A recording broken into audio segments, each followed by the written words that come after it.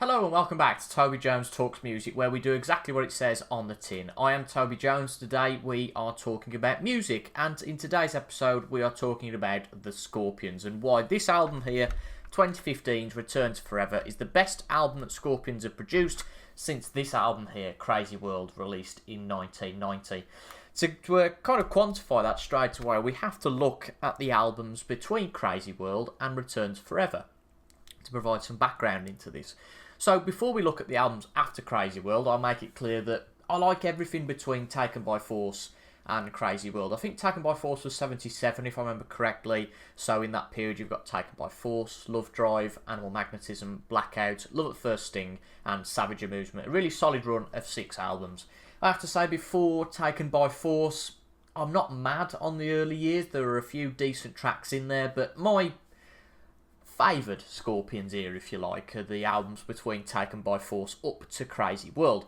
For those of you who are new to the channel or possibly haven't seen a previous video I did on the Scorpions, the way that I have listened to most of the Scorpions is that I picked up a job lot of 25 CDs for £60 a couple of years ago, which featured, I think, all of Scorpions albums all the way up to 2010's Sting in the Tail, which missed out Return to Forever and Rock Believer, which I don't think was out at the time, or at least was recently released at the time. Before buying these CDs, I was familiar with some of these albums on vinyl, such as Animal Magnetism, Taken by Force, Blackout, and Love Drive. I think those 4 albums were the only ones I knew pretty well, so everything else was discovered listening to those CDs.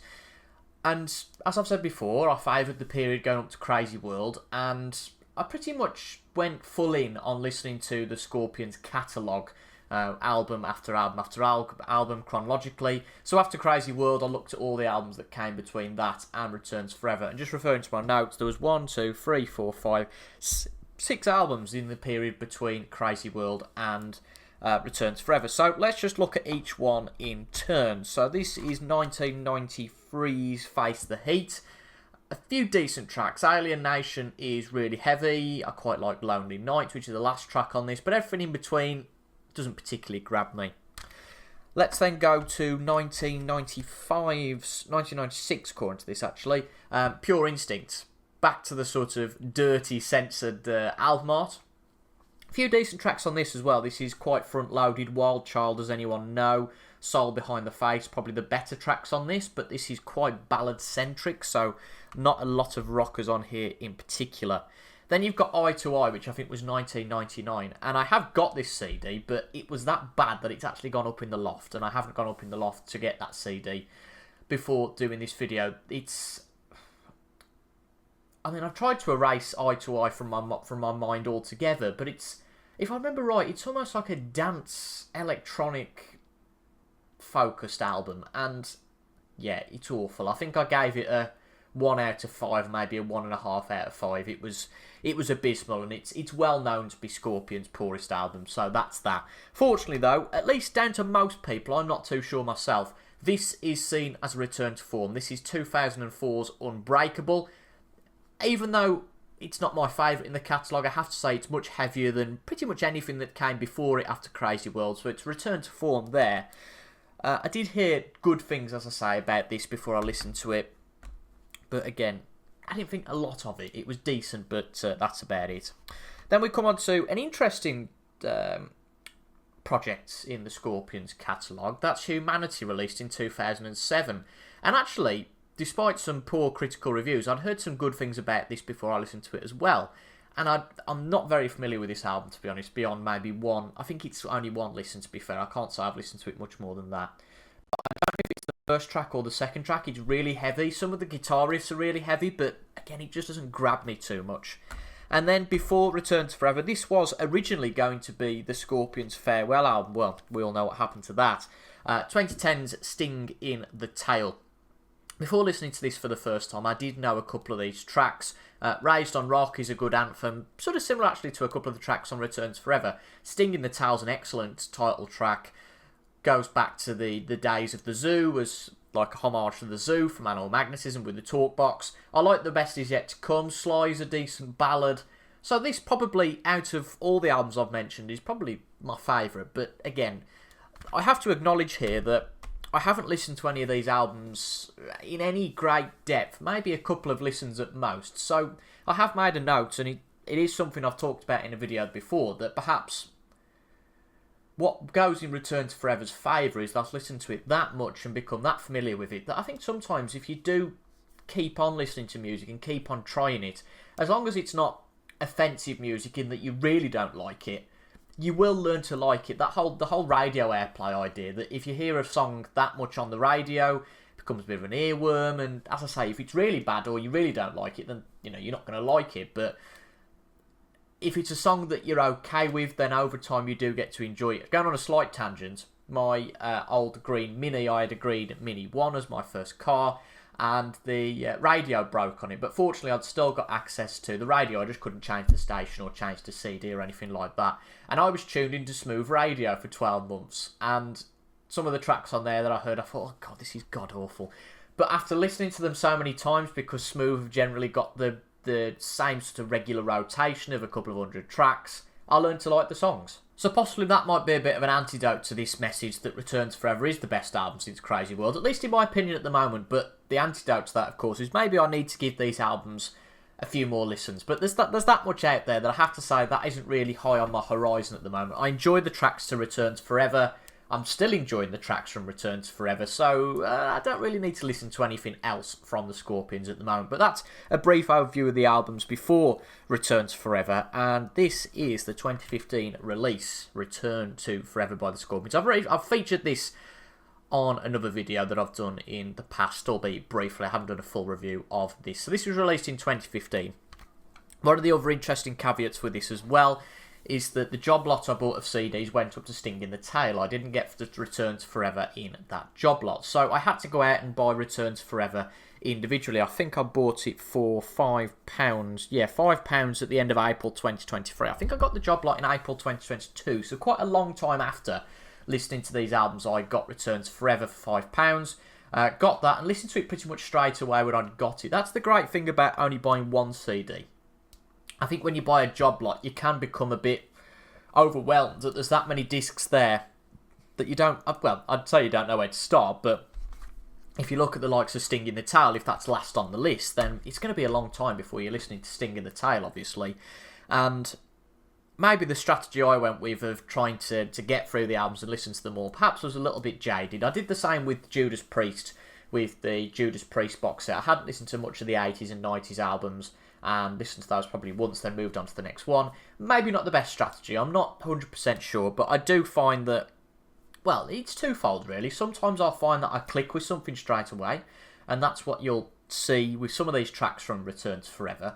Or sometimes it takes a long time for me to get embedded in an album and really believe it.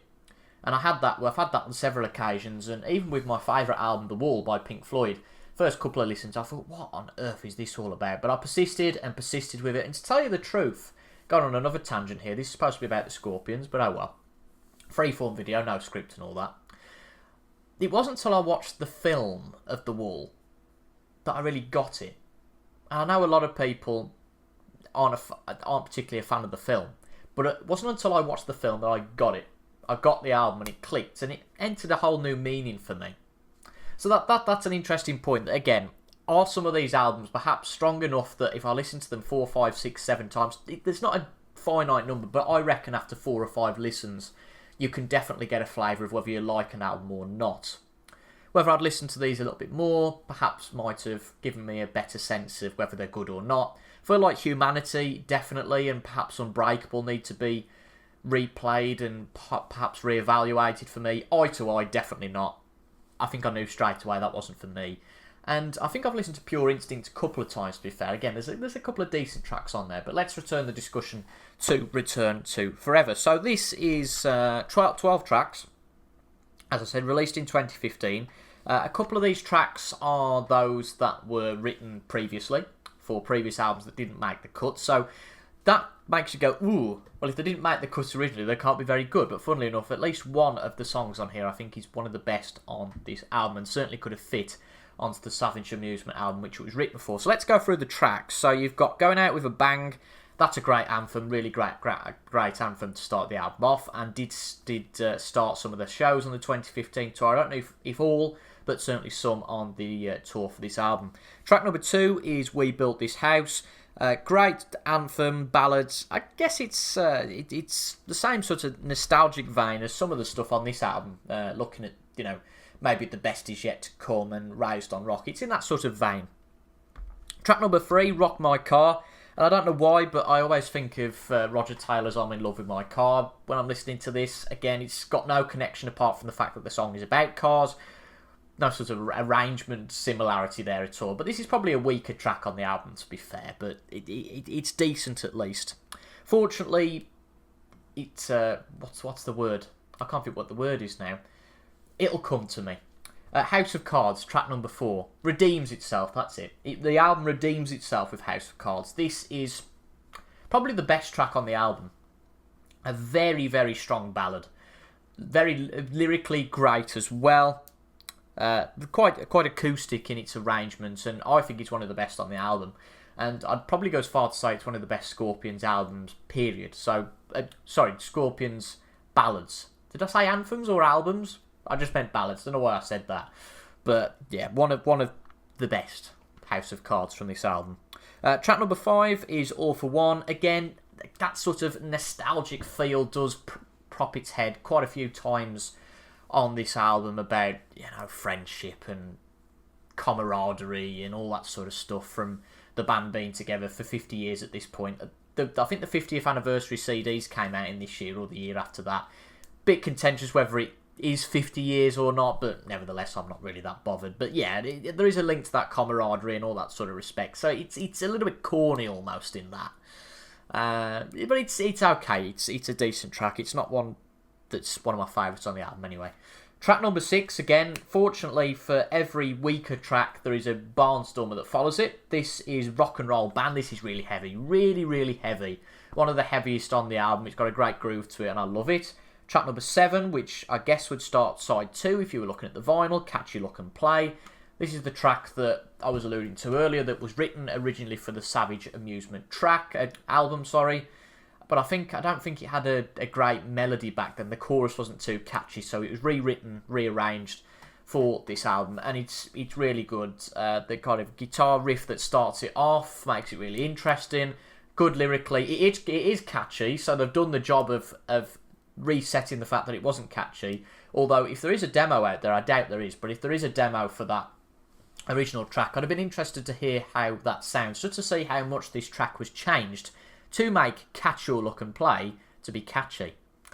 Nevertheless, it very much sounds like 80 Scorpions. It really hones back to that period, so it could have fit quite easily on Savage Amusement. I think maybe difficult to tell because the recording techniques and it sounds better now, so I don't know what that would sound like on Savage Amusement. The track as it is wouldn't maybe fit on Savage Amusement, but if it was recorded back then, if you understand what I mean, I think it might well have fit on Savage Amusement quite well.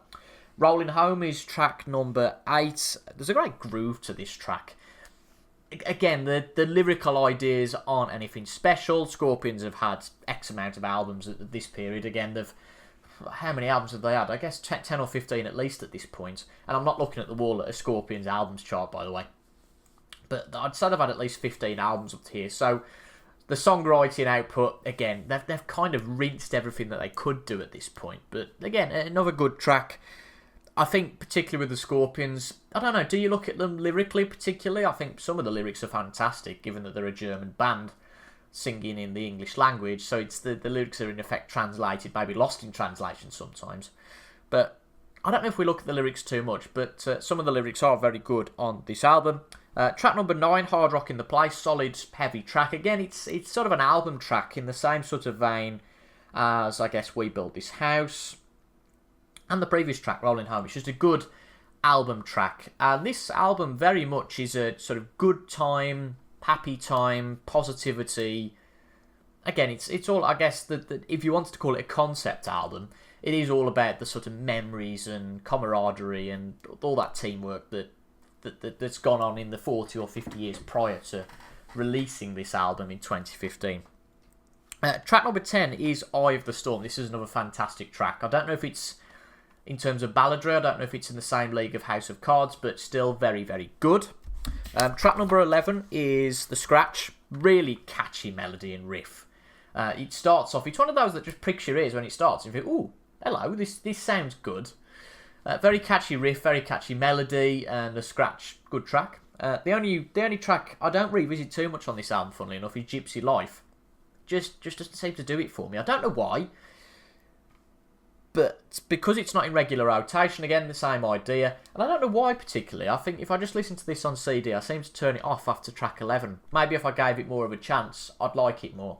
Maybe that's the message of this video, that I need to go and revisit these previous albums. It's my head's telling me, saying, come on, go and re-listen to Sting in the Tail again. I did listen to that recently, to be fair, but I think more so the albums that come prior. So those are the 12 tracks on Return to Forever.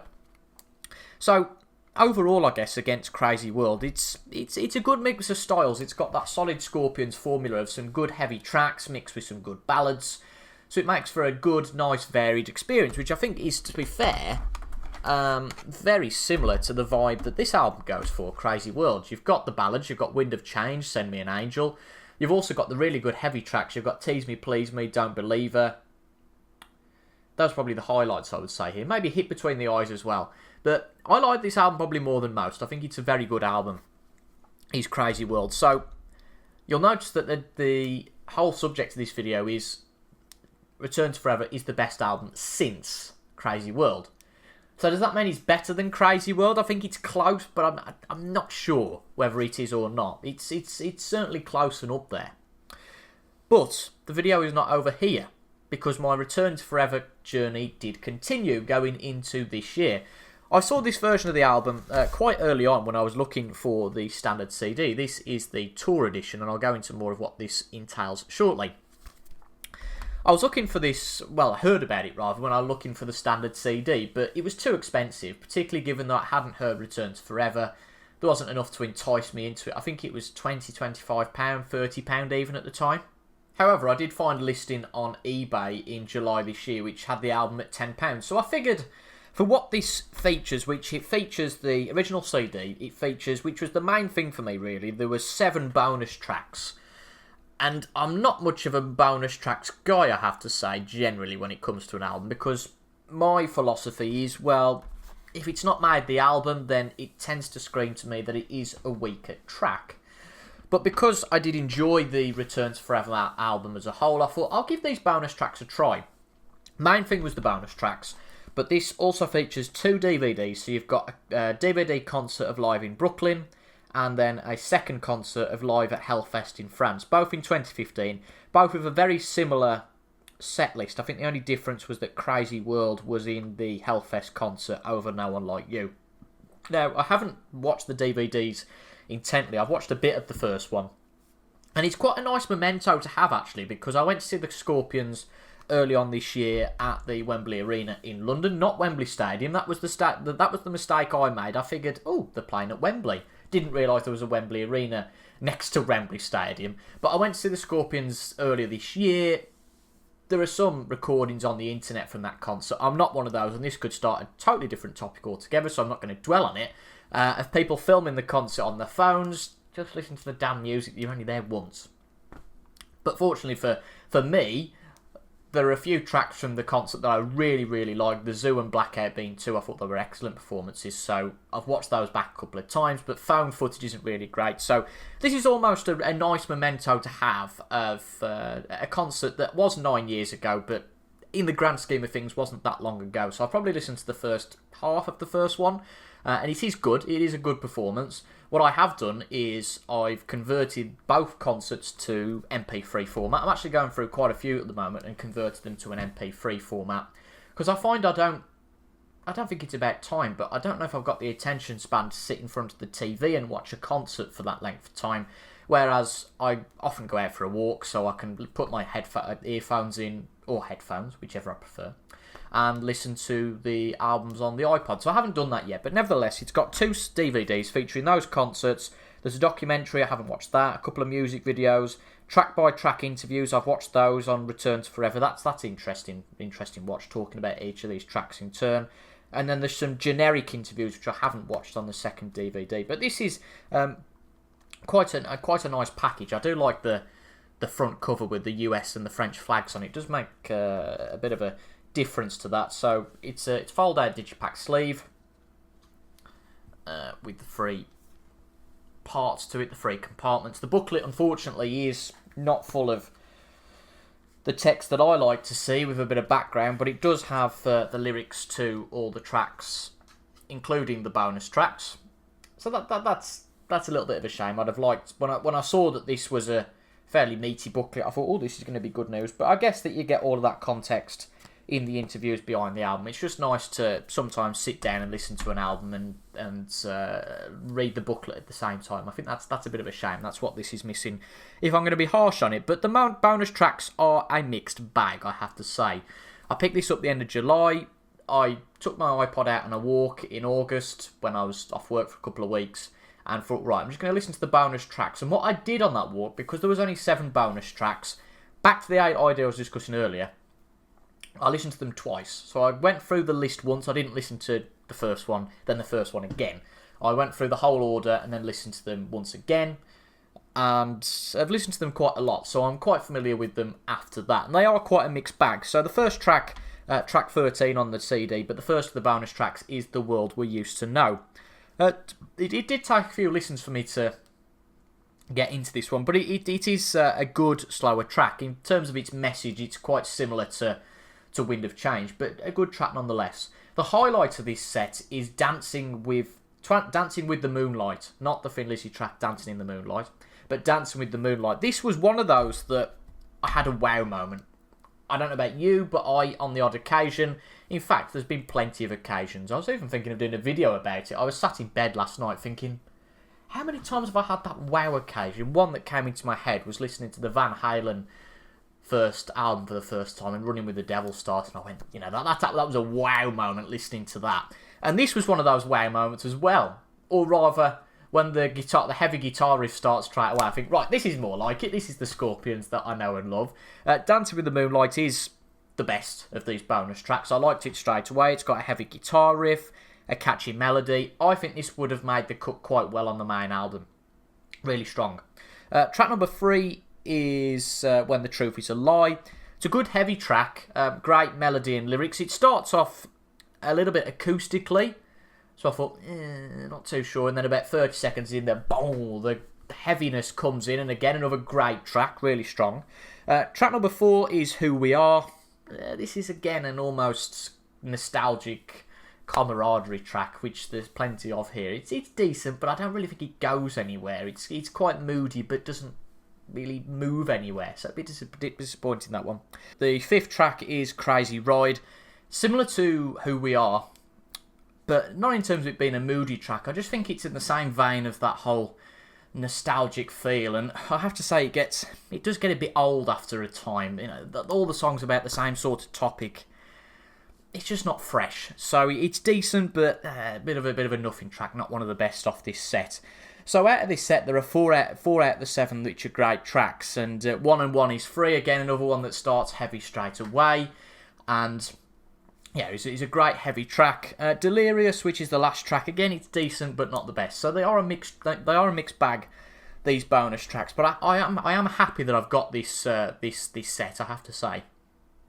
I feel like the bonus content with this set is well worth it. You've got the bonus tracks, I've said, in the 2 DVDs. We've plenty of content in there. According to this, the length of the DVDs, the first DVD is 180 minutes, the second one is 170 minutes. So you're getting nearly 6 hours of DVD content, albeit most of those being the concerts, but you've got the documentaries as well. So given this was £10, I don't know how much you could get it for now, but I got this on a good deal on eBay. Given that was 10 and this is 5, for just the 12 tracks, I feel like this is probably more worth it for what you're paying for it. But again, if you're not bothered about the album, then I can understand you just having the base title, but because I enjoyed the album, I did plump for those bonus tracks. So that's Scorpions Returns Forever. That's just to talk about one of my favourite Scorpions albums.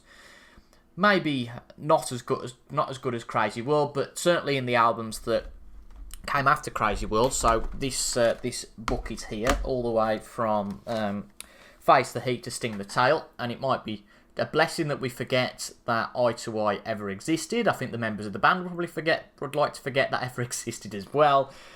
But that is it. Scorpions return to Forever. If you enjoyed, leave a like down below and subscribe for more content. You'll see in the end screens around this video a link to the channel. If you'd like to subscribe, that would be fantastic. That would really help the channel in future. Leave a like if you enjoyed. You'll see a couple of Scorpions videos around the video as well. And you might well see an end screen for a random video that might entice you if you're not much of a Scorpions fan. But I feel like if you've got to this point, you must be a Scorpions fan.